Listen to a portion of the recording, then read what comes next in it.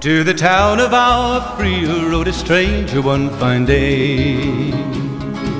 Hardly spoke to folks around him, didn't have too much to say.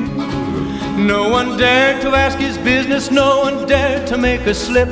The stranger there among them had a big iron on his hip, big iron on his hip. It was early in the morning when he rode into the town.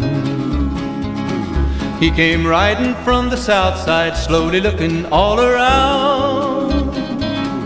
He's an outlaw, loose and running, came the whisper from each lip, and he's here to do some business with a big iron on his hip, big iron on his hip.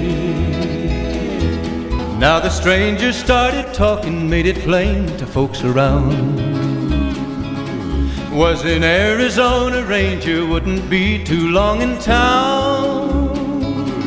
He came here to take an outlaw back alive or maybe dead, and he said it didn't matter, he was after Texas Red, after Texas Red. Wasn't long before the story was relayed to Texas Red. 20 men had tried to take him, 20 men had made a slip. 21 would be the ranger with the big iron on his hip, big iron on his hip. There was 40 feet between them when they stopped to make their play. And the swiftness of the ranger is still talked about today.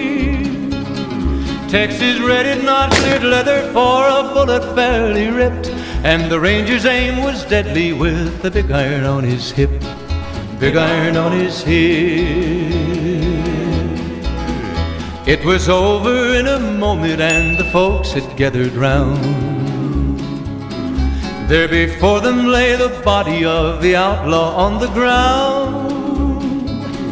Oh, he might have went on living, but he made one fatal slip when he tried to match the ranger with the big iron on his hip, big iron on his hip. Big iron,